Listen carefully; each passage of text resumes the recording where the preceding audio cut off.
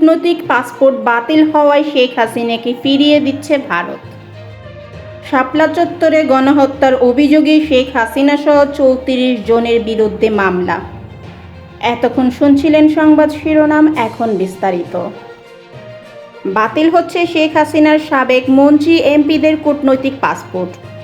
গণ আন্দোলনে আওয়ামী লীগ সরকার পতনের প্রেক্ষাপটে ক্ষমতাচ্যুত প্রধানমন্ত্রী শেখ হাসিনা এবং তার সরকারের মন্ত্রী ও বিলুপ্ত দ্বাদশ জাতীয় সংসদে এমপিদের কূটনৈতিক পাসপোর্ট বাতিল করা হচ্ছে। স্বরাষ্ট্র মন্ত্রণালয় বৃহস্পতিবার কূটনৈতিক পাসপোর্ট বাতিল ও সমর্পণের ভিত্তিতে সাধারণ পাসপোর্ট দেওয়ার ক্ষেত্রে অনুসরণীয় নীতিমালা জারি করেছে।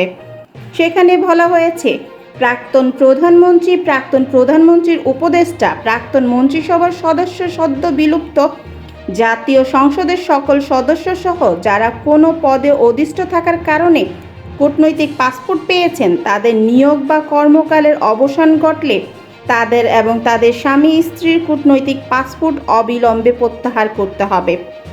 ওই ব্যক্তিদের মধ্যে যারা সাধারণ পাসপোর্টের জন্য আবেদন করবেন, অন্তত 2টি তদন্ত সংস্থার প্রতিবেদনের ভিত্তিতে তাদের সাধারণ পাসপোর্ট ইস্যু করা যেতে পারে। এখন কথা হচ্ছে, বাতিল কূটনৈতিক পাসপোর্ট ভারতে থাকতে পারবেন কি হাসিনা? কি বলছে নিয়ম? প্রধানমন্ত্রীর পদে ইস্তফা দিয়ে ভারতে চলে এসেছেন শেখ হাসিনা। কূটনৈতিক বা ডিপ্লোম্যাটিক পাসপোর্টের জোরেই কোনো রকম ভিসা ছাড়া ভারতে চলে এসেছেন তিনি। এবারে কূটনৈতিক পাসপোর্ট বাতিল করেছে মোহাম্মদ ইউনূসের নেতৃত্বাধীন বাংলাদেশের অন্তর্বর্তী সরকার।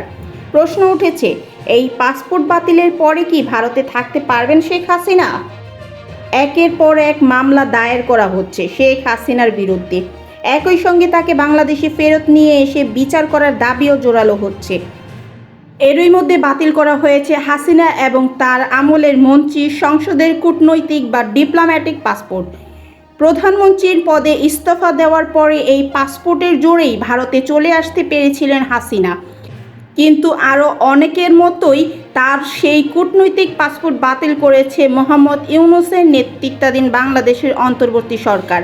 তারপরেই প্রশ্ন উঠেছে, এই পাসপোর্ট বাতিল হওয়ার পরে কি ভারতে থাকতে পারবেন শেখ হাসিনা? ছাত্র জনতার বিক্ষোভের জেরে গত 5 আগস্ট বাংলাদেশ পতন হয়েছে শেখ হাসিনা সরকারের। সেই দিনই ভারতে চলে আসেন শেখ হাসিনা। ডিপ্লোম্যাটিক পাসপোর্টের জেরে তিনি কোনো ভিসা ছাড়াই 45 দিন ভারতে থাকতে পারতেন, কিন্তু তার সেই পাসপোর্ট বাতিল করা হয়েছে। বাংলাদেশের স্বরাষ্ট্রমন্ত্রীর তরফ থেকে জানানো হয়েছে, হাসিনা সহ অন্যদের অবিলম্বে কূটনৈতিক পাসপোর্ট জমা দিয়ে সাধারণ পাসপোর্টের জন্য আবেদন করতে হবে। তবে এখন হাসিনা কোন সুবিধায় ভারতে আছেন সেটা নিয়ে কিছু জানানো হয়নি। এইদিকে বাংলাদেশের হাতে হাসিনাকে তুলে দেওয়ার জন্য আবেদন করা হতে পারে। 2 দেশের মধ্যে পর্তপূর্ণ চুক্তি আছে। সেই চুক্তি অনুসারে বাংলাদেশের তরফে শেখ হাসিনাকে ফেরত চাওয়া হবে বলে জানানো হয়েছে। তবে বিবিসি বাংলার প্রতিবেদন অনুসারে বর্তমানে ভারতে অবস্থানরত হাসিনার বিরুদ্ধে নিজ দেশে একের পর এক মামলা হলেও এই চুক্তির আওতায় তাকে ফেরানো যাবে সেই সম্ভাবনা কার্যত নেই বলেই মনে করছেন পর্যবেক্ষক এবং বিশেষজ্ঞরা। হাসিনাকে ফেরত দেওয়ার জন্য দাবি এলে ভারত সরকার সেই দাবি সরাসরি প্রত্যাখ্যান করবে বলে মনে করছে কূটনৈতিকরা। উল্লেখ্য, 2013 সালে বাংলাদেশ এবং ভারতের মধ্যে স্বাক্ষরিত হয়েছিল পর্তপূর্ণ চুক্তি। সেই সময়ে বাংলাদেশের প্রধানমন্ত্রী ছিলেন শেখ হাসিনা এবং ভারতের প্রধানমন্ত্রী ছিলেন মনমোহন সিং। বিবিসির প্রতিবেদন অনুসারে সেই চুক্তি হতে চলেছে হাসিনার রক্ষা কবচ। এই চুক্তির কারণেই বাংলাদেশের আবেদন নাকচ করতে পারবে ভারত। তবে হাসিনা এখন কিসের ভিত্তিতে এবং কতদিন ভারতে থাকবেন তা নিয়ে কিছু বলা হয়নি। শাপলা চত্বরে হেফাজতের সমাবেশে গুলি, শেখ হাসিনা সহ 34 জনের বিরুদ্ধে মামলা। 2013 সালের 5 মে রাজধানীর মতিঝিলে শাপলা চত্বরে হেফাজতে ইসলামের সমাবেশে নির্বিচারে গুলির ঘটনায় সাবেক প্রধানমন্ত্রী শেখ হাসিনা সহ 34 জনের বিরুদ্ধে ঢাকার এক আদালতে মামলা হয়েছে। বাংলাদেশ পিপলস পার্টির chairman Mohammad Abul Sardar Chakhari Dhaka metropolitan magistrate Mohammad Zakial ফারাবীর আদালতে এই মামলা করেন। শুনানির পর ম্যাজিস্ট্রেট অভিযোগকারীর বক্তব্য রেকর্ড করেছেন এবং এই বিষয়ে আজই পরবর্তী আদেশ দেবেন বলে জানিয়েছেন। এই নিয়ে শেখ হাসিনার বিরুদ্ধে 11টি মামলা হয়েছে, যার মধ্যে 8টি হত্যা, 1টি অপহরণ এবং 2টি মানবাধিকার বিরোধী অপরাধ ও গণহত্যার অভিযোগ রয়েছে। গত 5 আগস্ট ছাত্র জনতার গণ অভ্যুত্থানের মুখে পদত্যাগ করে দেশ ছেড়ে পালিয়ে যান শেখ হাসিনা। মূলত শেখ হাসিনাকে ডুবিয়েছেন তার 4 জন নেতাকর্মী। তাদের ফোনালাপ ফাঁস হয়েছে। আমি আপনার সঙ্গে দেখা করতে পারবো না, আমি আত্মগোপনে আছি, ফোনে কথা বলতে পারি, নিরাপদ কোনো স্থানে আমি আপনার সঙ্গে দেখা করার চেষ্টা করব। আপনার গতিবিধি নজরদারি করা হবে, তাই আমি আপনার সঙ্গে দেখা করতে পারবো কিনা জানি না। এগুলো ক্ষমতাচ্যুত শেখ হাসিনা সহ তার দল আওয়ামী লীগের কয়েকজন নেতাকর্মী ও সাবেক সরকারের সঙ্গে সংশ্লিষ্ট গোয়েন্দা সদস্যদের পাঠানো কিছু বার্তা, যা দ্য ইন্ডিয়ান এক্সপ্রেস পেয়েছে। দ্য ইন্ডিয়ান এক্সপ্রেস গত 1 সপ্তাহে এই ব্যক্তিদের কারো কারো সঙ্গে অজ্ঞাত স্থানে দেখা করতে এবং বিএনপি ও জামায়াতের ইসলামীর প্রতিশোধের শিকার হওয়ার সংখ্যা আত্মগোপনে থাকা কয়েকজনের সঙ্গে কথা বলতে সক্ষম হয়েছে। এই ব্যক্তিদের অভিন্ন কথা, শেখ হাসিনা দল ও জনগণকে পরিত্যাগ করেছে। তাদের মধ্যে আওয়ামী লীগের এক নেতা বলেন, হাসিনা আমাদের ছেড়ে গেছেন। আওয়ামী লীগের এক নেতা বলেন, দুর্নীতি, চাঁদাবাজি, নির্যাতন, পুলিশের নিষ্ঠুরতায় জনগণের মধ্যে যে ক্ষোভের সৃষ্টি হয়েছে তা আমরা বুঝেছিলাম। বিএনপিকে নির্বাচনী তরিতে ওঠানো গেলে সেই ক্ষোভ হয়তো থামানো যেত, তাতে আমরাই আবার জিততে পারতাম এবং দল ক্ষমতায় থাকতো। নেতাকর্মীদের পরিত্যাগ করে শেখ হাসিনার চলে যাওয়ার একই অনুভূতি শেয়ার করেছেন আরও অনেকেই।